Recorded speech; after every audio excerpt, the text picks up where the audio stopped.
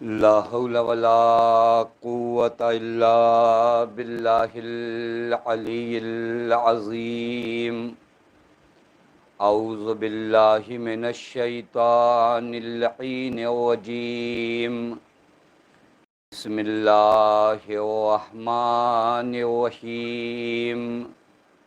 الحمد لله الذي علا في توحده ودنا فی تفرد وجلا فی سلطانہ وعظما فی ارکان وقہرا جمیع الخلق بقدوتہ وبرہان. ثم الصلاة والسلام علی اشرف الانبیاء والمرسلین حبیب الہ العالمین مولا و مولا الثقلین جد الحسن والحسین مولانا ابی القاسم محمد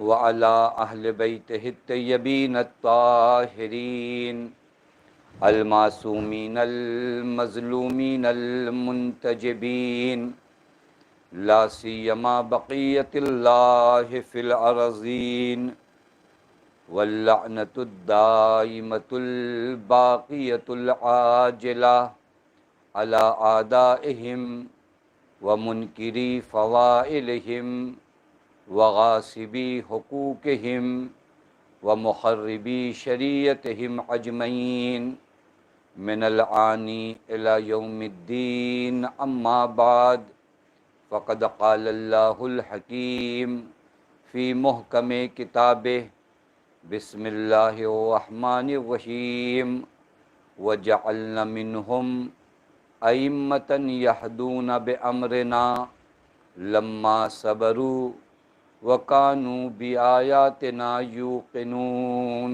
صلوات پڑھیں محمد وعلی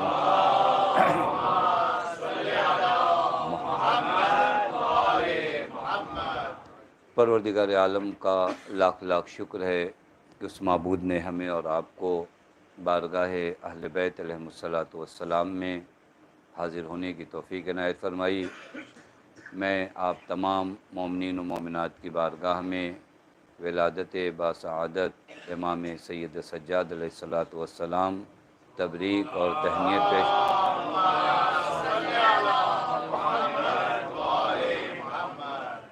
ایک جو قرآن نے ہم سے تقاضا کیا ہے کہ قُل لا اسألکم علیہ اجرا الا المودۃ فی القربہ، یہ قرآن نے سب سے تقاضا کیا ہے کہ اجر رسالت جو ادا کرنا ہے وہ مودت اہل بیت علیہم الصلاۃ والسلام ہے.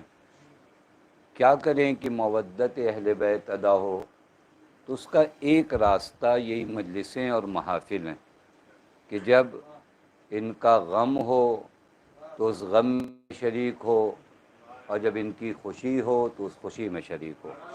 مودت فی القربہ کا ایک معنی یہ ہے کہ آپ اہل بیت سے اظہار مودت کریں، اظہار محبت کریں. کیسے کریں گے اظہار محبت اور اظہار مودت؟ وہ یہی کہ جب ان کا غم ہو تو ہمارا وجود محزون ہو جائے، اور جب ان کے گھر میں خوشی ہو تو ہمارا وجود مسرور ہو جائے. اور الحمدللہ یہ جشن محفل مجلسیں اسی مودت فی القربہ کا ایک مصداق ہے. ابھی صبح میں ہم لوگوں نے شہادت بی بی دو عالم کی مجلس رکھی، تو شب میں ولادت امام زین العابدین کی محفل رکھی. میں آپ کی خدمت میں واقعاً، چونکہ آپ حضرات میں سے اکثر جوان ہیں، امام کی سیرت کو اور امام کی زندگی کو ہم نے کربلا کے کچھ حصے میں سنا ہے، اور وہ بھی زیادہ تر مصائب کے وہ لمحات ہیں جو ہم نے امام سجاد کی سیرت کو پڑھا یا سنا یا ذاکروں نے بیان کیا. اور یہ حقیقت ہے کہ وہ امام کی زندگی کا ایک عجیب دور تھا. کیونکہ ایک چیز یاد رکھیے گا، کربلا دو ذات ہیں، ایک عالمہ غیر معلمہ جناب زینب کی ذات ہے، اور ایک امام سجاد علیہ الصلاۃ والسلام کی ذات ہے جو کربلا آپ تک پہنچی ہے، وگرنہ یہ وہ لوگ تھے جو ہر چیز کو بدل کر رکھ دیتے تھے۔ آپ جانتے ہیں مدینے میں قتل ہوا، کہاں قتل ہوا؟ مدینے میں قتل ہوا، اور اس کے بعد جب قاتل کو پکڑا جانے لگا تو کہا گیا نہیں، اس آدمی کو اس نے نہیں قتل کیا، جناتوں نے قتل کیا ہے۔ یعنی ایک شہر میں کسی کو قتل کر کے قاتل کو جب چھپایا جاتا ہے تو جنات پہ الزام لگایا جاتا ہے۔ اب آپ غور کر سکتے ہیں کربلا دشت میں، صحرا میں سرکار سید الشہداء کو انہوں نے قتل کیا۔ اب اس قتل کو عام کون کرے گا؟ بتائے گا کون کہ حسین کا قاتل کون ہے؟ بتائے گا کون کہ لخت جگر پیغمبر کا قاتل کون ہے؟ یہ دو شخصیت ہیں۔ یزیدیت نے پوری ایک پلاننگ کر رکھی تھی، لیکن اسے امام حسین کے پلان کے بارے میں نہیں پتا تھا، اور میں یہ بھی نہیں کہوں گا اور آسان کروں، اسے خدا کے پلان کے بارے میں نہیں پتا تھا۔ شیطان اپنی ساری پلاننگ کرتا ہے، لیکن ہر پلان کے بعد ایک پلان خدا کا ہوتا ہے۔ توجہ فرما رہے ہیں، یہ میں اپنی طرف سے نہیں، قرآن کہہ رہا ہے۔ قرآن کہہ رہا ہے یہ شیطان جو ہے، اور شیطان کے کارندے کیا کرتے ہیں؟ مکرو، یہ مکر کرتے ہیں، مکر وہی ہے، یہ ان کی ساری سازشیں ہوتی ہیں، پھر اس کے بعد اس سے بڑی تدبیر خدا کی جانب سے آتی ہے۔ انہوں نے پلاننگ یہ کیا کہ سرکار سید الشہداء کو قتل کر دیں گے، ان کے جنازے کو پامال کر دیں گے، ان کے بچوں کو اسیر بنائیں گے، لوگوں کو بتائیں گے کہ خارجی کو ہم نے مار دیا، اور ابتدا میں یہی مرحلہ تھا۔ آپ کبھی غور کریے، شام میں جب اہل بیت عصمت و طہارت آئے تو کیا تھا؟ لوگ انتظار میں تھے کہ دین کے دشمن آ رہے ہیں، لوگ تالیاں بجا رہے تھے، لوگ رقص کر رہے تھے، لوگ خوشیاں منا رہے تھے، آئینہ بندی ہوئی تھی کہ اسلام کے دشمنوں کو قیدی بنا کر لایا جا رہا ہے۔ یہ وہ دشمن کی پلاننگ ہے۔ لیکن یہاں پر جو سرکار سید الشہداء اپنے ساتھ لے کر گئے ہیں جناب زینب اور امام سجاد علیہ الصلاۃ والسلام کو، دشمن نے اس مرحلے کو کبھی غور ہی نہیں کیا کہ جسے ہم اسیر بنا کر لا رہے ہیں، انہیں ہم اسیر بنا کر نہیں لا رہے ہیں، وہ ہماری بدعت کے جنازے کو شام میں دفنانے لا رہے ہیں۔ توجہ فرما رہے ہیں، یہ سوچا ہی نہیں، یہ سوچا یہ اسیر بنا کے لائے، تم اسیر نہیں بنا کے لائے۔ حسین کا جنازہ دفن نہیں ہوا ہے، کربلا میں حسین کہاں قتل ہوئے؟ حسین تو شہادت کے بعد جو مدینے میں تھے اب لوگوں کے دلوں میں ہیں۔ حقیقت میں کربلا میں ہلاکت یزیدیت کو ہوئی ہے۔ اب اس یزیدیت کے جنازے کو دفن کہاں کیا جائے؟ تو جناب زینب اور جناب امام سجاد اس یزیدیت کے جنازے کو شام میں دفن کر رہے ہیں، اور یہ دشمن کی پلاننگ جو تھی، وہاں پر آ کر امام سجاد نے کربلا کو پہنچایا۔ اور بہت عظیم جملہ کہا جب اس شخص نے، میں نے اس کا ایڈورٹائز اتنی زیادہ عجیب تھی، واقعی آپ غور نہیں کر سکتے کہ شام والوں نے ایڈورٹائز کیا پھیلا رکھی تھی۔ ان کا آج بھی آپ دیکھتے ہیں کہ آج اگر جن کے ہاتھوں میں میڈیا اور جن کے ہاتھ میں مائک کو، یہ جو سمجھانا چاہیں بہت آسانی سے عوام سمجھ جاتی ہے۔ آپ دیکھ رہے ہیں اس دور میں تو بڑی آسانی سے ہم اس چیز کو غور کر سکتے ہیں، یہ ظالم کو مظلوم بنانا چاہیں، مظلوم کو ظالم بنانا چاہیں، جو دل چاہے ان کے ہاتھوں میں میڈیا ہوتی ہے، مائک ہوتا ہے، جو دل چاہتے۔ اس زمانے میں، اس زمانے کے میڈیا کیا تھی؟ یہی 70,000 ممبر تھے، یہی بکے ہوئے خطیب تھے، توجہ فرما رہے ہیں، یہی دین فروش علماء تھے، ان کی لوگ باتیں مانتے تھے۔ اب ایسے ماحول میں امام سجاد کو کہاں لایا گیا؟ دربار شام میں۔ میں ایک مرحلہ فقط عرض کروں، وگرنہ زندگی کا دوسرا مرحلہ مجھے عرض کرنا ہے کہ وہ کربلا جو آپ تک پہنچی۔ اب یہ خطیب آیا ہے کہاں پر؟ ممبر پہ۔ اب اس کے بعد بکا ہوا خطیب کیا بولے گا؟ جتنی چاپلوسی ہو جائے، کیونکہ چاپلوسوں کو تو یہی رہتا ہے کہ کیا کچھ کم نہ رہ جائے کہ ہمارا دینار کم نہ ہو جائے، لہذا جو بن پڑا اس سے وہ اس نے یزید کی شان میں قصیدے پہ قصیدے پڑھے۔ اب وہاں پر ماحول آپ غور کریے، ماحول دشمن کا، سپاہی دشمن کے، واہ واہ کرنے والے دشمن کے، خطیب دشمن کا، لکڑیوں کا ڈھیر دشمن کا، میں ممبر نہیں کہوں گا، جب امام نے اسے ممبر نہیں کہا، لکڑیوں کا ڈھیر دشمن کا سب کچھ دشمن کا، اور خوب غلاظتیں جو ہو سکیں اس کے منہ سے نکلا وہ اس نے بکا۔ اب ایک جملہ کہہ کر امام نے سب کچھ ختم کر دیا۔ امام نے کہا ایھا الخاطب ویلک، اے خطیب وائے ہو تجھ پر۔ یہ جملہ کہہ کر امام نے ساری تقریر ختم کر دیا۔ امام نے فرمایا ویلک ایھا الخاطب اشتریت مرضات الخالق، اشتریت مرضات المخلوق بسخط الخالق۔ تو نے کیا کیا؟ اس یزید کی رضا کے لیے خدا کو ناراض کر دیا۔ اب آپ پورے ماحول کو سمجھیے، آیا ہوا مجمع اسے لگ رہا تھا وہ دین کے کام کے لیے آیا ہے، دین کی تقریر سننے آیا ہے، اور امام نے لہجہ بدل کے خطیب سے کہا تو یزید کو خوش کرنے کے لیے خدا کو ناراض کر رہا ہے۔ اب پورا مجمع، اب آپ امام کی خطابت کے انداز کو دیکھیے کہ جملے کا آغاز کیسے، خدا کی قسم دنیا کے سارے خطیب امام کی نالین اٹھائیں کہ ایسے ماحول میں پہلا جملہ ایسا کہنا کہ سب کچھ بدل جائے۔ وہ قربتاً اللہ منبر پہ ہے، اپنی سمجھ سے مجمع قربتاً اللہ آیا ہے تقریر سننے، اور وہیں پر ایک ذات اٹھے کہا یہ کیا بک رہا ہے تو، یزید کو خوش کر رہا ہے خدا کو ناراض کر رہا ہے۔ پورا مجمع حیرت میں کہ یہ کون ہے؟ پھر حضرت فرماتے یا یزید اذن لی، یزید مجھے اجازت ہے میں جاؤں؟ اور پھر حضرت نے فرمایا الی ھذہ الاعواد، حضرت نے نہیں فرمایا اس ممبر پہ جاؤں، حضرت نے فرمایا ان لکڑیوں کے ڈھیر پر جاؤں؟ تو یہ ان لکڑیوں کے ڈھیر پہ جاؤں؟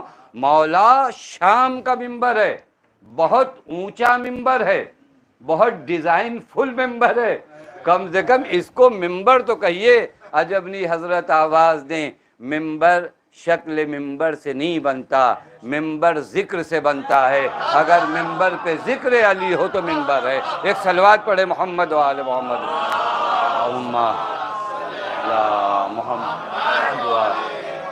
ممبر پہ ذکر کیا ہو رہا؟ آپ کتنا خوبصورت ممبر بنا لو، اس سے اور اونچا ممبر آپ بنا لیجئے، لیکن اس پہ ذکر علی نہ ہو تو ممبر نہیں ہے۔ ممبر وہ ہے جہاں پر یاد خدا دلائی جائے، ممبر وہ ہے۔ یہ مرحلہ امام نے بالکل بدل کے رکھ دیا، بالکل بدل کے رکھ دیا۔ اور پھر حضرت نے اپنا تعارف کرانا شروع کیا کہ جو مجھے جانتا ہے جانے، جو نہیں جانتا تو میں بتاتا ہوں میں کون ہوں۔ اور پھر حضرت نے فرمایا انا ابن مکہ انا ابن منا۔ یہ ساری جملے واقعاً اشرے چاہیے کہ آدمی گفتگو کرے۔ مولا انا ابن مکہ کا معنی کیا ہے؟ کہ میں مکے کا بیٹا ہوں۔ انا ابن منا، میں منا کا بیٹا ہوں۔ مولا یہ جملے کیوں فرما رہے ہیں؟ مولا یہ کلام کیا ہے؟ حضرت فرما رہے ہیں میں بتانا چاہتا ہوں مکہ مکہ بنا میرے نانا کی وجہ سے، مدینہ مدینہ بنا میرے نانا کی وجہ سے۔ نہ مکے کی کوئی حیثیت ہے نہ مدینے کی کوئی حیثیت ہے، ہمارا گھر ہے تو مکہ ہے، اور میں اسی گھر کا بیٹا یہاں پر آیا ہوں۔ تو جب انا ابن مکہ وانا ابن منا انا ابن الصفا والمروہ، وہ جملے فرمائے۔ اور پھر کہاں پر؟ شام میں۔ وہ 70,000 ممبر نا، ایک طرف اتنے دن سے غلاظتیں بکی جا رہی تھیں، ان ممبروں سے ایک محنت کی جا رہی تھی، نہ جانے کتنے سالوں کی زحمت، بنی امیہ نے کتنے درہم کتنے دینار کتنوں کے ایمان خریدے، اور اس کے بعد اتنی محنت کی، اتنی وہ کی، اور پھر اس کے بعد حضرت آتے ہیں تمہیں پتہ ہے میں کون ہوں؟ اب وہاں پر چونکہ صبح میں بی بی کا ذکر ہوا، میں عرض کروں یہ بی بی ہیں کون؟ ایسے موقع پر فرماتے ہیں انا ابن فاطمہ، انا ابن فاطمہ، مطلب سمجھیے گا جس کا معنی ہونا وہ ذات ہے کہ امام وقت جس کا بیٹا ہونے پر افتخار کر رہا ہے۔ انا ابن فاطمہ، میں فاطمہ کا بیٹا ہوں۔ انا ابن خدیجہ، میں خدیجہ کا بیٹا ہوں۔ اور پھر حضرت فرماتے ہیں میں محمد کا بیٹا ہوں، میں علی کا۔ اور پھر اس کے بعد پیغمبر کے فضائل بیان کرنے کے بعد کسی نے سوچا تھا کہ شام میں یزید ہوگا، یزید کا مجمع ہوگا، یزید کی لکڑیاں ہوں گی؟ اب ہے لکڑیاں نہیں، اب یہی لکڑیاں ممبر بن گئی ہیں۔ تو جو فرما رہے ہیں اب نہیں یہ لکڑیاں، اب چونکہ جب امام ہے تو لکڑیاں نہیں ہیں، اب ممبر ہے۔ کسی کو پتا تھا کہ شام کے ممبر پہ سے علی کے وہ فضائل بیان کیے جائیں گے جو اب تک کائنات میں کسی نے سنے نہیں ہوں گے۔ پھر فرمایا میں اس کا بیٹا ہوں جس نے رسول کی 2 بیعتیں کی، میں اس کا بیٹا ہوں جس نے 2 قبلوں کی جانب نماز پڑھی ہے۔ میں یہ مرحلہ یہ پورا بدل کے رکھ دیا امام سجاد نے اس ماحول کو۔ آپ کو کیا لگتا ہے ہمارے ہاں تھوڑا پہ خطبہ کبھی نقص اور تھوڑا سے کمی ہے، کبھی کبھی تو وہ یزید کا دل وہ ہوا اور ایسا ہوا اور اس نے کہا اس طرح سے کہ اب ہم تمہیں آزاد کرتے۔ یہ ملاعین ہیں، یہ پلید ہیں، ان کے دل قسی ہو چکے ہیں، ان کے دل نرم نہیں ہوتے۔ آپ کو کیا لگتا ہے ایک مدت بعد اس نے کہا جاؤ آزاد ہو جاؤ؟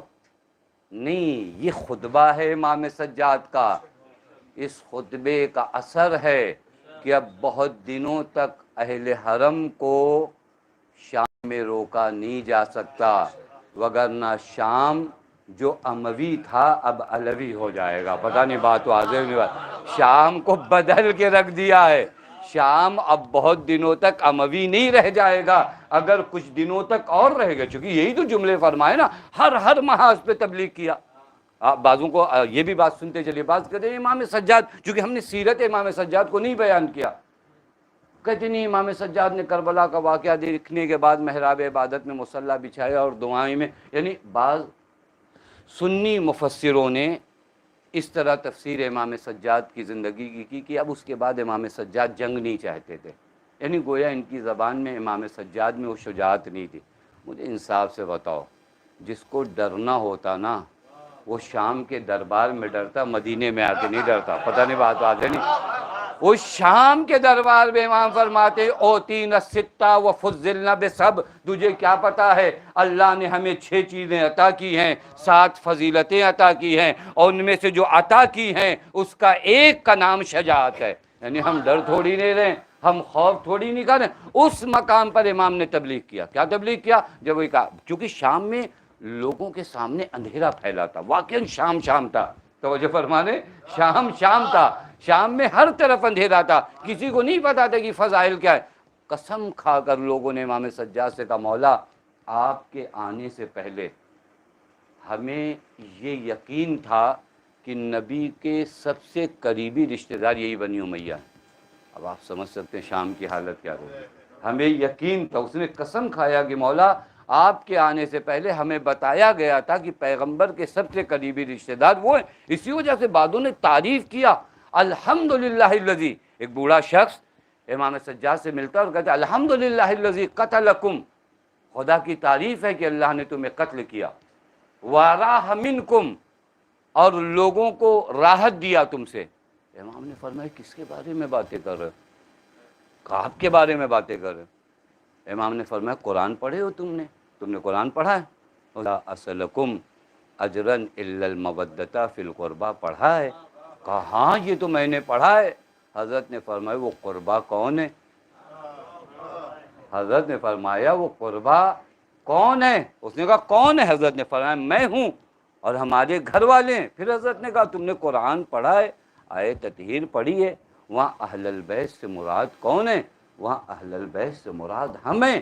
اس کے بعد وہ شخص جو آیا تھا امام کو کہہ رہا تھا کہ خدا کی تعریف ہے جس نے آپ کے گھر والوں کو قتل کیا، وہ شخص اب بنی امیہ پر لعنت کرتے ہوئے لوٹتا۔ یہ انقلاب ہے، یہ امام سجاد نے اس طریقے سے اس پورے ماحول کو بدل دیا۔ تو جو فرمانے پورے ماحول کو امام سجاد نے بدل دیا۔ یہ زندگی کا ایک حصہ تھا جو کم و بیش ہمارے یہاں مجلسوں میں پڑھا جاتا ہے، میں زندگی کے اس حصے سے گفتگو نہیں کرنا چاہ رہا تھا۔ مرحلہ دوسرا تھا کہ اب جب امام مدینے پہنچے، وہ زندگی معمولی زندگی نہیں تھی۔ ہمارے ائمہ میں سب سے زیادہ امامت کی مدت امام سجاد کی، اب پوری تاریخ اٹھا کر دیکھیں امام سجاد کی امامت کی مدت زیادہ ہے، اور اس مدت امامت میں معرکہ سخت ہے۔ کیوں؟ کیونکہ واقعہ کربلا رونما ہو گیا ہے، لوگ ڈرے ہوئے ہیں، لوگ خائف ہیں، کیونکہ جہاں پر امام حسین محفوظ نہ ہوں ان سے زیادہ محترم تو کوئی نہیں ہے نا، کسی کی مجال نہیں ہے کہ اب بنی امیہ کے خلاف لب کھولے۔ اور جو حکومتیں آئی ہیں، عبد الملک مروان کی آئی ہے، مروان کی حکومت آئی ہے، اس حکومت میں امام باقر فرماتے ہیں کہ اگر کسی کو زندیق کہا جائے تو جرم نہیں تھا، لیکن اگر کسی کو شیعہ کہا جائے تو یہ کائنات کا سب سے بڑا جرم تھا۔ آپ سمجھیے گا کہ اس دور میں امام نے کیا کیا۔ شب ولادت ہے نا مولا کی، رزق لے کے جائیے کہ اس مدت میں امام نے کیا کہا، جہاں شیعہ کہنا جرم تھا، جرم تھا۔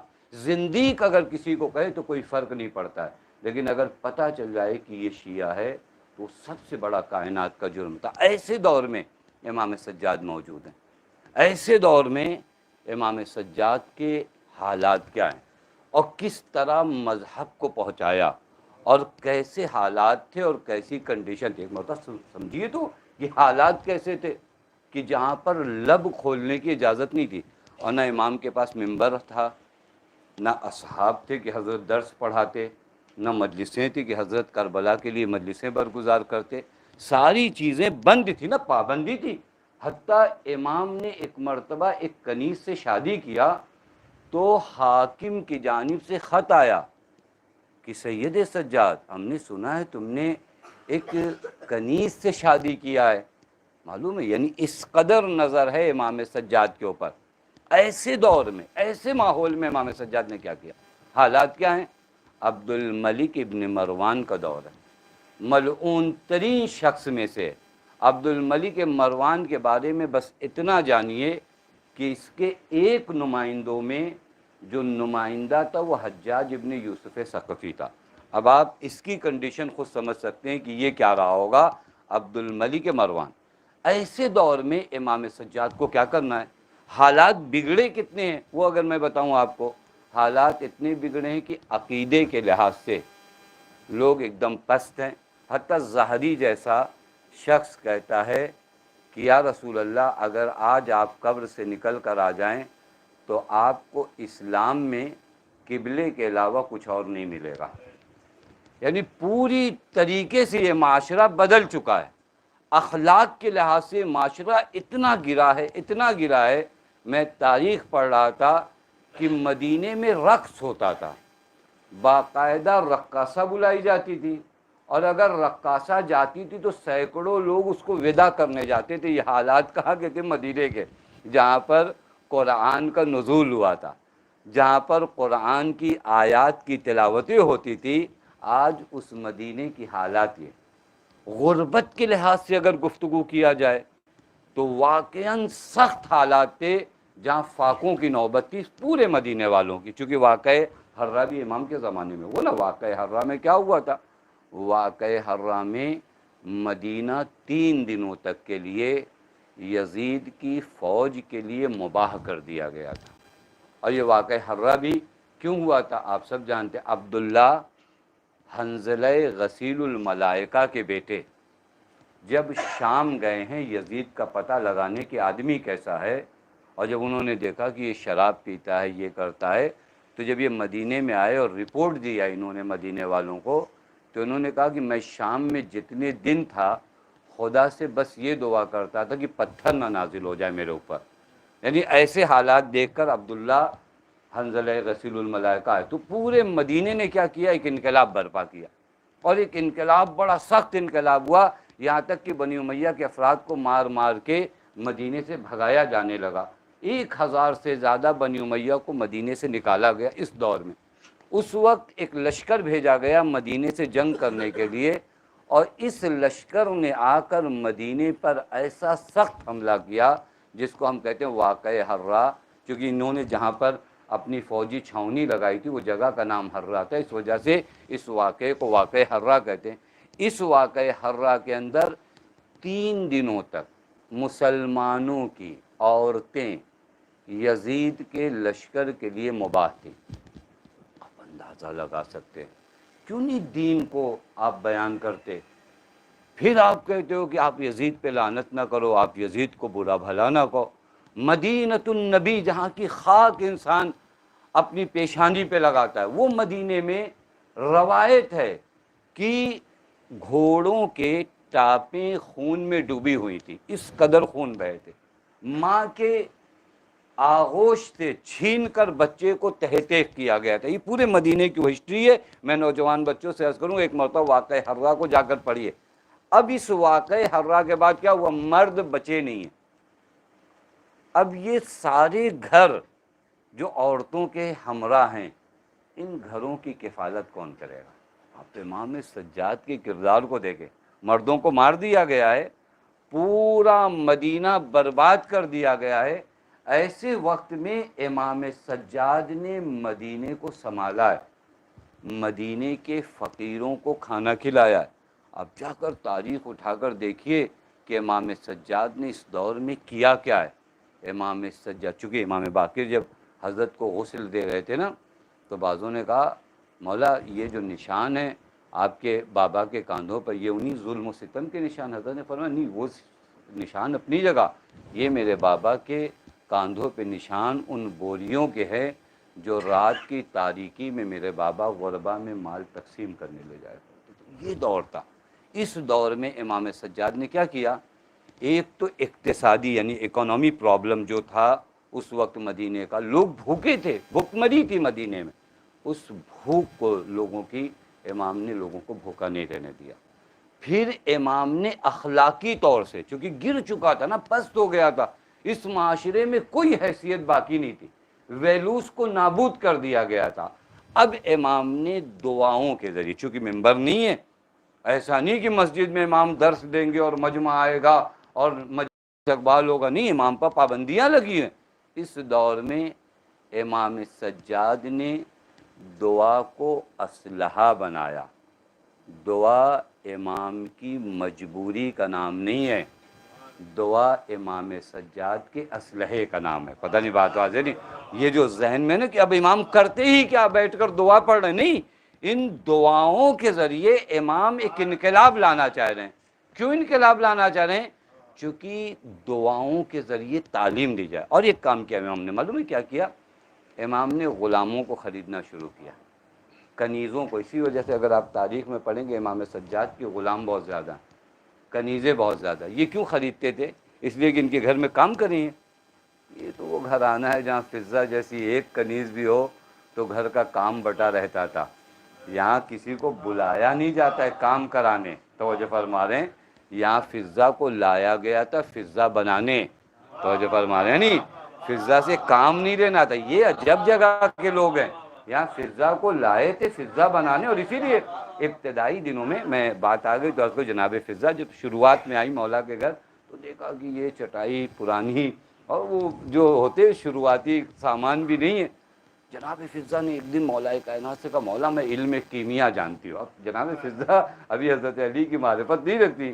مولا نے فرمایا اچھا یہ کیا کرتی ہو تم؟ کہا مولا میں مس سے جو ہے سونا بنا سکتی ہوں۔ اور پھر بنا کے بتایا۔ حضرت نے کہا فضہ اس زمین کی جانب غور سے دیکھو۔ اب جو زمین کی جانب جناب فضہ نے غور سے دیکھنا شروع کیا تو اس کے نیچے جواہرات اور ہیرے اور یہ وہ۔ حضرت نے فرمایا فضہ ہم جواہرات بنانے نہیں آئے ہیں، ہم انسانوں کو انسان بنانے آئے ہیں، توجہ فرما رہے ہیں۔ یہ جواہرات بنانا کوئی علم نہیں۔ اس کے بعد حضرت نے فرمایا جا کر میرے بیٹے حسین سے پوچھو، یہ جو علم ہے نا اپنا وہاں کامل کرو۔ پھر جناب فضہ کہتی اس علم کے بارے میں امام حسین نے مجھے اتنا کچھ بتایا کہ مجھے سمجھ میں بھی نہیں آیا۔ مطلب سمجھ رہے ہیں؟ بس یہاں پر کام کے لیے اگر وہ کام نہیں ہے، وہ در حقیقت تمہاری توقیر بڑھانا ہے تو کس انداز میں بنائیں۔ تو امام سجاد نے بھی بہت سے غلاموں کو خریدا۔ کیوں خریدا معلوم ہے؟ کیونکہ اب عام طریقے سے لوگوں کو امام کے گھر آنے نہیں دیا جا رہا ہے، غلام کی صورت میں بلایا جا رہا ہے۔ اور اسی وجہ سے معلوم ہے کسی کنیز نے امام کو ایک پھول دیا، امام نے کہا جاؤ آزاد ہو گئے۔ کسی نے امام کو آ کر السلام علیکم کہا، امام نے وعلیکم السلام کہا، امام نے کہا آزاد ہو گئے۔ کسی غلام نے یہ کیا کہ یعنی امام بہانے سے آزاد کریں۔ کیوں کریں معلوم ہے؟ عجب انداز ہے تبلیغ دین کا۔ امام ان کنیزوں کو بلا رہے ہیں، ان غلاموں کو بلا رہے ہیں، اسلامی تربیت سے ان کو آشنا کر رہے ہیں۔ پھر اب یہ کنیز اور غلام جا کر لوگوں کے درمیان تعلیم دین پھیلا رہے ہیں۔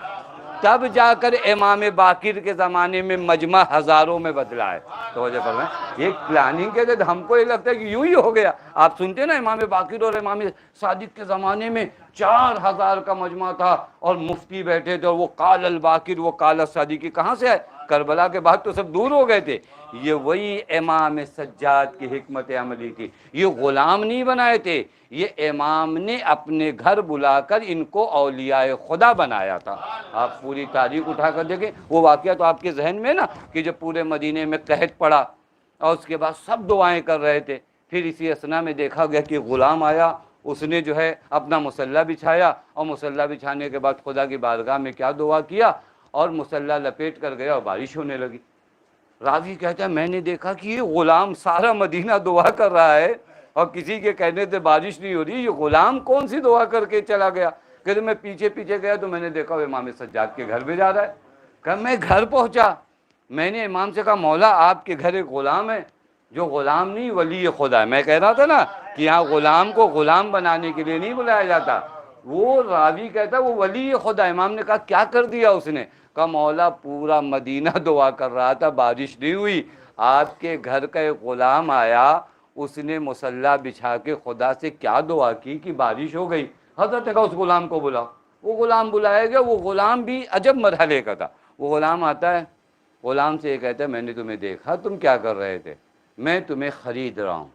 اس غلام نے کہا تم مجھے اب غلام بنا رہے، اب تک میں آزاد تھا، خدا کی قسم یہ مرحلہ۔ اور پھر غلام کتنا بامعرفت تھا معلوم ہے، روایت کہتی ہے اس غلام نے کہا اچھا مجھے تھوڑا موقع دو، پھر گھر میں گیا حجرے میں، اس نے خدا سے کہا میرے اللہ ایک راز تھا میرے اور تیرے درمیان، اب وہ راز نہیں رہا، مجھے اٹھا لے۔ خدا کی قسم کسے غلام بنایا ہے؟ یہ غلام بنایا، یہ اولیاء خدا کی تربیت کیا ہے امام سجاد نے۔ یہ معاشرہ یوں ہی نہیں بدلا، ایسے غلاموں کی تربیت کیا ہے کہ جو غلام پیغام امام پہنچاتے تھے، اور پھر اس کے بعد دھیرے دھیرے دوبارہ تشیع زندہ ہوئی ہے۔ چونکہ کلام اہل بیت پہنچے تو ابھی ہم نے کلام اہل بیت پہنچایا نہیں ہے لوگوں تک، ابھی واقعاً یہ ایک حق ادا ہم سے نہیں ہو پایا۔ ہم نے بعض اوقات اپنے جذبات پہنچائے، بعض اوقات اپنی لفاظیاں پہنچائیں، نہیں آپ کلام معصوم پہنچاؤ۔ کلام معصوم میں نور ہے، یہ لوگوں کے دلوں تک جاتا ہے۔ یہ تعلیمات اہل بیت عام کرنا، امام نے اس ماحول کو بدلا، اس ماحول کو بدلنے میں بڑی زحمتیں کی۔ اور وہیں پر ایک جو سب سے بڑی ذمہ داری تھی امام کی، وہ کیا تھی؟ وہ سب سے بڑی ذمہ داری امام کی احیاء کربلا تھی، کربلا کو آئندہ قوموں تک پہنچانا تھا۔ اب یہ کربلا کے احیاء میں امام نے کیا کیا؟ کوئی مجلس تو کرنے نہیں دے رہا تھا امام کو۔ امام نے جب پانی دیکھا تو گریا کیا، جب کسی بچے کو دیکھا تو گریا کیا، جب کسی کا اس طریقے سے امام نے کیا کیا ہے؟ کربلا کو زندہ کیا ہے۔ پھر دعاؤں کے ذریعے امام نے کیا کیا؟ لوگوں کو اہل معرفت بنایا، لوگوں کو بتایا کہ تم ظالموں سے کیوں ڈرتے ہو، اگر خوف دل میں رکھنا ہے تو خدا کا خوف رکھو۔ آپ جا کر پوری صحیفہ سجادیہ پڑھیے، صحیفہ سجادیہ میں ایک فوکس سب سے زیادہ ہے جس چیز پر، وہ خوف خدا۔ یہ خوف پوری صحیفہ سجادیہ کبھی آپ دیکھیے گا نا، یعنی اگر آپ کہیں صحیفہ سجادیہ یعنی کیا، یعنی خوف خدا بتانا۔ کیوں معلوم ہے کہ یہ خدا کا خوف اگر آ جائے نا تو پھر کسی یزید کا خوف دل میں نہیں آتا۔ یزید سے آدمی ڈرتا ہی اس وقت تک ہے جب تک خدا سے نہیں ڈرتا، اور یہ امام نے کیا، یہ امام نے کیا پورے صحیفہ سجادیہ میں۔ ایک مرتبہ اٹھا کر پڑھیے، ہم شیعوں کے پاس افتخار ہے صحیفہ سجادیہ۔ طنطاوی ایک بہت بڑا عالم دین تھا اہل سنت کا، اسے ہمارے ایک عالم دین نے صحیفہ سجادیہ بھیجی جب، تو اس نے صحیفہ سجادیہ پڑھنے کے بعد معلوم ہے کیا جملہ کہا؟ کہ مجھے افسوس ہو رہا ہے کہ میری عمر کا اتنا حصہ گزر گیا اور آج مجھے جا کر صحیفہ سجادیہ ملی۔ ابھی دیکھیں یہ واقعاً ایک مرتبہ ہم شیعوں کے لیے نہیں آتا مرحلہ کہ ایک مرتبہ اٹھیں صحیفہ سجادیہ کی دعاؤں کو پڑھیں۔ یہ دعائیں ہم کیا سمجھتے ہیں؟ فقط اللہ سے 4 گھر مانگ لیا معاملہ حل ہو گیا، اللہ سے آپ نے 4 نوکری مانگی معاملہ حل ہو گیا۔ یہ دعائیں صحیفہ سجادیہ آپ پڑھیے، دیکھیے خدا نے وہاں پر کیا کیا ہے۔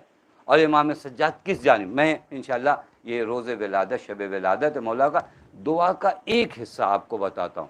اس دعا میں بس یہیں پر چونکہ شعرا زیادہ پڑھیں آج کی شب تو بہتر ہے، اور نثر میں جو ہے زیادہ نہیں ہونا چاہیے، محفلوں میں نظم زیادہ ہونا چاہیے کیونکہ زیادہ بور کرنا بھی نہیں ہے. بس میں آپ کی خدمت میں عرض کروں کہ ایک دعا کہ کچھ فقرات آپ کی خدمت میں پڑھوں گا، اور یہ ہدیہ ہے میری طرف سے کہ امام نے اس دعا میں کیا بتایا.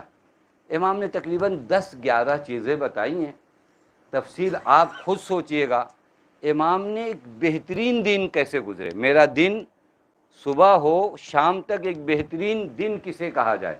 ارے ہم سب کہتے ہیں نا جس دن اچھا کام ہو گیا، جس دن تنخواہ مل گئی، جس دن جو ہے بزنس میں زیادہ فائدہ ہو گیا، کہتے ہیں آج کا دن بڑا اچھا گیا. یہ جملہ ہے نا، آج کا دن بڑا اچھا گیا. خوب امام سے پوچھیے کہ وہ دن جو اچھا گیا وہ کون سا دن ہوتا ہے. امام بتائے نا وہ دن کون سا اچھا ہے. جو دن امام بتاتے ہیں وہ دعا کی کچھ فقرات ہیں، اور بہت تیزی کے ساتھ میں دعا کی ان فقرات کو پڑھوں جہاں حضرت نے اس طرح دعا کیا. اللہم، اور شاید یہی دعائیہ کلمات پہ ختم بھی کر دیا جائے، اللہم صلی علی محمد و آلہ. چونکہ دعائے صحیفہ سجادیہ کا قانون اگر آپ جا کر پڑھیں، ہر دعا کے آغاز میں اللہم صلی علی محمد و آلہ. ایڈریس کے لیے عرض کر دوں، دعائے صحیفہ سجادیہ دعا نمبر 6. یہ دعا نمبر 6 کو جا کر اگر آپ مطالعہ کریے، وہاں پر اس دعا نمبر 6 کا یہ مختصر سا فقرہ کہ کیا کروں ایک بہتر دن بنانے کے لیے کروں، میرا دن اچھا جائے، میرا دن کامیاب. چونکہ جو دن گزر جائے گا وہ پھر آنے والا نہیں ہے. یہی امام سجاد کی حدیث ہے، ما من یوم یاتی علی ابن آدم الا انہ قال ذلک اليوم انا یوم جدید وانا علیک شہید فاعمل فیہا خیرا وافعل فیہا خیرا. حضرت نے فرمایا کہ کوئی بھی دن انسان کی زندگی سے ایسا نہیں گزرتا جو دن اسے پکار پکار کے کہتا ہے کہ انا یوم جدید، میں ایک نیا دن ہوں، انا علیک شہید، میں کل قیامت میں گواہ رہوں گا. بس جو کرنا ہے اچھا کرو تاکہ کل قیامت میں تمہاری گواہی دوں.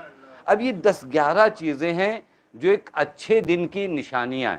آپ اس کو کبھی اپنے پاس مثلاً وہ لگا کے رکھیے، دیکھیے دن میں یہ گزر رہا ہے یا نہیں، میرے دن کہاں گزر رہا ہے، میری عمر کہاں گزر رہی ہے. سب سے زیادہ یوں کہا جائے لاپرواہی سے جو چیز انسان خرچ کرتا ہے اپنی عمر کو خرچ کرتا ہے. پیسے میں بھی 1000 مرتبہ سوچتا ہے کہ یہ سامان ان سے پوچھوں کہاں سستا مل رہا ہے، لیکن یہ عمر بیچاری اس کو کبھی ہوٹلوں پہ گزارتا ہے، کبھی چوراہوں پہ گزارتا ہے، کبھی بے وجہ کی باتوں پہ گزارتا ہے. اور جبکہ پیغمبر فرماتے ہیں اگر کنجوسی کرنا ہے تو مال میں کنجوسی نہ کرو، اپنی عمر میں کنجوسی کرو. اس میں کنجوسی کا معنی کیا ہوتا ہے؟ یعنی دیکھ بھال کے خرچ کرو کہ کہاں تم کو اپنی زندگی کو خرچ کرنا ہے. ہم پیسے کو 1000 مرتبہ پوچھتے ہیں، یہ سامان آپ نے کہاں سے لیا، ان سے بھی پوچھیں گے تاکہ کوئی 2 روپے ہم سے ایکسٹرا نہ لے لے. اور وہی آدمی 2 گھنٹہ اپنی زندگی کا ایکسٹرا کہاں دے کر آتا ہے؟ چوراہے پر. وہی آدمی 2 گھنٹہ اپنی زندگی کا کہاں دے کر آتا ہے؟ ہوٹلوں پہ. تو جو فرما رہے ہیں یعنی سب سے زیادہ جو قیمتی سرمایہ تھا آپ کے پاس عمر تھی، اور سب سے زیادہ لاپرواہی سے جسے بہایا گیا وہ عمر ہے. اب حضرت کی فقرات ہیں، دیکھیے یہ زندگی کا دن ایسے گزر رہا ہے یا نہیں گزر رہا ہے، اور نہیں گزر رہا ہے تو کوشش کریں، شب ولادت امام ہے، اللہ سے کہیں کہ زندگی ایسے گزرے. حضرت فرماتے ہیں وفقنا، میرے اللہ تو مجھے توفیق دے. دیکھیے خدا کی توفیق کے بغیر کچھ حاصل ہونے والا نہیں. خدا توفیق دے، یہ بار بار خدا سے مانگیے. مجلس پڑھنے کی توفیق، نوحہ پڑھنے کی توفیق، مرثیہ پڑھنے کی توفیق، مجلس میں یہ سب توفیق الہی، خدا توفیق دے گا تو ہوگا. امام فرماتے وفقنا فی یومنا ھذا ولیلتنا ھذہ، میرے اللہ آج کے دن اور آج کی شب میں مجھے ان کاموں کی تو توفیق دے. یہ امام کی دعا، آج کا دن اور آج کی رات، یعنی 24 گھنٹے میں یہ توفیق مجھے ملے. کیا کیا ملے مولا؟ پہلی چیز لاستعمال الخیر، مجھے پہلی توفیق یہ دینا کہ میری ذات سے لوگوں کو خیر پہنچے. پہلی دعا جو آپ کو مانگنا ہے کہ میری ذات سے لوگوں کو کیا پہنچے؟ خیر پہنچے. اب دیکھیے یہ چیک کریے نا، امام فرما رہے ہیں یہ دعائیں خدا سے مانگو کہ میری ذات سے لوگوں کو کیا پہنچے؟ خیر پہنچے. آپ دیکھیے کہ آپ کی ذات سے آپ کے گھر میں خیر پہنچ رہا ہے یا نہیں پہنچ رہا ہے؟ امام تو کہہ رہے پورے عالم کے لیے دعا کرو کہ میری ذات سے لوگوں تک خیر پہنچے، چونکہ شیعہ علی کی پہچان ہی یہ ہے جس کی ذات سے خیر پہنچتا ہے، شر نہیں پہنچتا۔ بس پہلی دعا کیا کرنا ہے خدا سے؟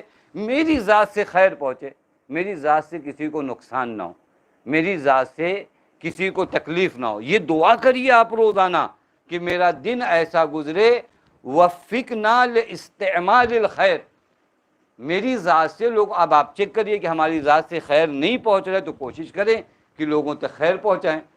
وہجران الشر، اگر واقعاً وقت ہوتا تو میں ایک ایک جگہ رک کر آپ کو بتاتا ان کے لیے کیا کیا جائے۔ وہجران الشر، میری ذات سے کسی کو نقصان نہ پہنچے۔ ہے ہمارے معاشرے میں سخت ہے، یہ امام اپنے شیعوں سے چاہ رہے ہیں۔ میں روایت دیکھ رہا تھا کہ ایک مرتبہ ایک کنیز نے آ کر حضرت سے کہا مولا آپ کے کچھ شیعہ آئے ہیں دروازے پر۔ روایت کہتی ہے حضرت ایسے تیز قدموں سے پہنچے کہ حضرت کی سانس پھول رہی تھی کہ ہمارے شیعہ آئے ہیں، اور جب حضرت نے دروازہ کھولا تو ان لوگوں کو دیکھا، کہا نہیں ہمارے شیعہ نہیں۔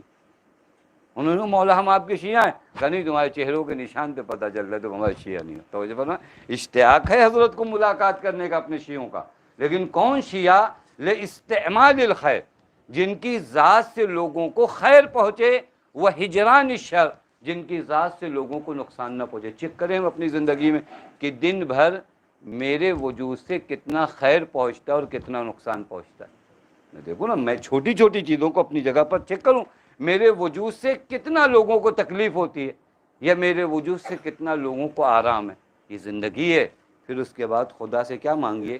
وَاتِّبَاعِ السُّنَن، میرے اللہ میرے دن کو ایسا بنا دے کہ میں سنت نبی کی پابندی کروں۔ ہم خوش ہیں کہ ہم نے فلاں کلچر کو اپنا لیا، فلاں سوسائٹی سے ہم متاثر ہو گئے۔ امام کہتے ہیں خدا سے دعا کرو کہ اللہ تمہیں پیروی سنت نبی کی توفیق دے۔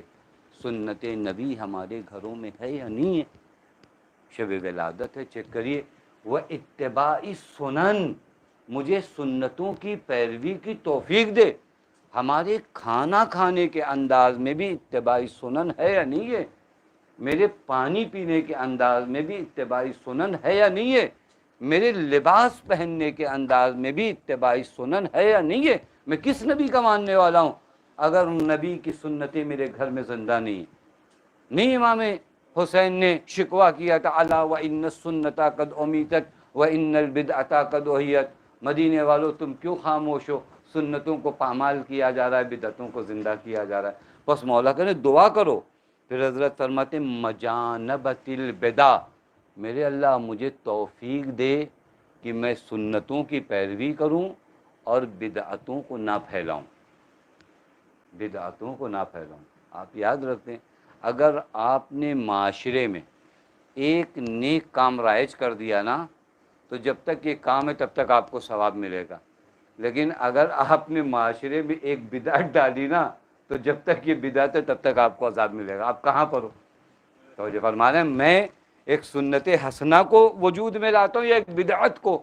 اگر بدعت کو میں وجود میں لاتا ہوں تو یاد رکھیے گا جب تک یہ بدعتیں ہیں تب تک میرے وجود پر عذاب نازل۔ یہ بہت اہم، صبح میں بھی اشارہ کر چکا ہوں کہ بدعت کا لانا دین میں سیدہ مرضیہ کو پسند نہیں ہے۔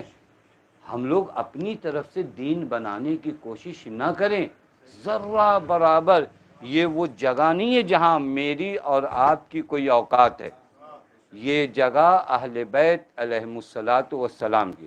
ہمیں اچھا لگنے لگے کہ صبح میں 3 رکعت پڑھیں تو پڑھیں گے، ہم سے کیا مطلب ہے؟ ہم سے کہا گیا 2 رکعت، 2 سجدہ، 2 رکوع، تو بس اتنی، اس سے زیادہ نہیں۔ اس سے زیادہ جو آپ نے کیا وہ شیطانی عمل ہے، گرچہ نماز کی شکل میں۔ پتہ نہیں بات واضح نہیں واضح؟ شیطانی عمل نماز کی شکل میں لگے گا، اس پر جو پینٹنگ ہوئی ہے وہ دین کی ہے، لیکن اندر سے اس عمل کو جس نے بھیجا ہے وہ شیطان ہے۔ وہ ہم تو ان لوگوں کے نہیں ماننے والے نا۔ وہ ایک، اب میں کیا نام لوں آپ کو، مسجد میں آ کر اس نے دیکھا کہ لوگ جو ہے نماز پڑھ رہے ہیں، بولے اچھا یہ الگ الگ کیوں پڑھ رہے ہیں؟ کہا ایسے ہی پڑھتے ہیں رمضان میں. کہ نہیں آج کے بعد جماعت ہوگی. تو پھر اس کے بعد آپ دیکھ لیجئے ہنگامہ. آج قومیں جو ہے مری پڑی ہیں کہ کہاں ان کو لائن مل جائے. اور پھر اس کے بعد خود کہتا ہے جب قوم ہے. میں نے ایک جگہ پہ عرض کیا تھا آدمی خود گناہ کر کے جہنم میں جائے تو تھوڑا سنے, دوسرے کے گناہ کے چکر میں اگر جہنم میں جائے یہ تو بہت خطرناک کام ہے نا. اس نے خود کہا, ایک دن دیکھا جب جماعت لگ گئی اس کے کہنے سے تو کہا کتنی اچھی بدعت میں نے ایجاد کیا ہے. یہ بھی قیامت ہے. یعنی صاحب بدعت خود کہہ رہا ہے بدعت ہے, اس کے بعد بھی ہنگامہ ہے. تو جو فرمانے پس بدعت ہمارے مذہب میں نہیں ہے, ہم فالو کرتے ہیں قرآن و اہل بیت کو. یہ جو فرما دیں وہی دین ہے. بات واضح, اس کے علاوہ کوئی دین نہیں. امام باقر کی خدمت میں ایک شخص ہے, اس نے آ کر کچھ جملے کہے, میں تیزی سے کہوں. اس نے کہا مولا انی احل حلالکم و احرم حرامکم. مولا جسے آپ حلال کہتے ہو وہ حلال ہے, جسے آپ حرام کہتے ہو وہ حرام ہے. یہ میرا عقیدہ ہے. کیا میرے لیے نجات کا کوئی راستہ ہے؟ حضرت نے فرمایا اگر تم اپنے کہنے میں سچے ہو نا تو یاد رکھنا جب تمہارا آخری وقت ہوگا تو حضرت امیر, امام حسن, امام حسین تمہاری زیارت کو آئیں گے. دین یہ دین یعنی فقط و فقط تسلیم ہو جانا.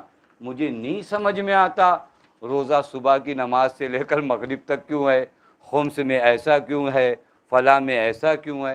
یہ مرحلہ آپ جا کر پہلے اصول دین میں ٹھیک کر لو.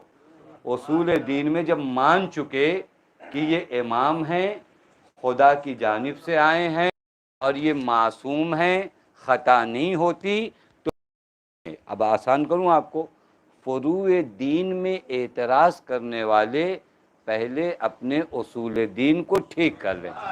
توجہ فرمائیں, فروع دین میں اعتراض کہاں سے شروع ہوتا ہے؟ جب اصول دین ٹھیک نہ ہو.